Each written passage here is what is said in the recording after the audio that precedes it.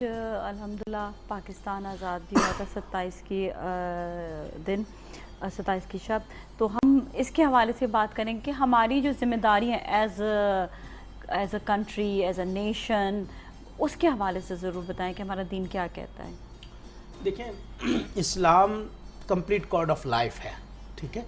اسلام نے تو ہر چیز کے بارے میں رہنمائی دی ہے، آپ پیدا سے ہونے سے لے کر قبر میں پہنچنے تک ہر چیز کے بارے میں رہنمائی اسلام دیتا ہے۔ اسی طرح جب ہم کسی معاشرے میں رہتے ہیں، کسی ملک میں ہوتے ہیں، کسی اقدار اور تہذیب کے درمیان زندہ ہوتے ہیں، تو اس کی جو روایات ہے اس میں کون کون سی حدود اور قیود کا تعین ہمارے لیے اسلام نے کر دیا ہے، اس کی بقا کے لیے ہمیں حفاظت کے لیے اپنے آپ کو رکھنا یہ بھی ضروری ہوتا ہے۔ مثلا اگر آپ پاکستان میں رہ رہے ہیں، کسی بھی ملک میں رہیں گے، کسی بھی ملک کا ایسا قانون جو آپ کے بنیادی عقائد اور بنیادی نظریات، دینی نظریات کو ہٹ نہ کرتا ہو، اس قانون کی پاسداری یا اس کی مخالفت میں نہ ہو، اس کی پاسداری لازمی ہوتی ہے۔ مثلا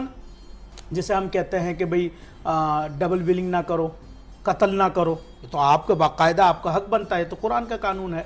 قتل نہ کرو، چوری نہ کرو، یہ سب اس ملک کے قانون ہیں، اس قانون کی پاسداری لازمی ہے۔ بلکہ اسلام تو ایک ایسا مذہب ہے کہ جو رشوت کے بارے میں بھی کہتا ہے۔ اب آپ کہتے ہیں نا کرپشن، اسلام نے 1400 سال پہلے کہہ دیا کہ یہ کرپشن کرنے والا اور جو اس کا سبب بن رہا ہے، یعنی رشوت لینے والا دینے والا، دونوں کے دونوں جہنمی ہیں۔ یہ سوسائٹی بنانے کے لیے نا، کیونکہ آپ صرف اور صرف اس معاشرے میں آ کر وقتی طور پر گزارا کر کے نہیں جائیں گے، یہ اللہ نے ہمارے انسانوں کے امتحان کے لیے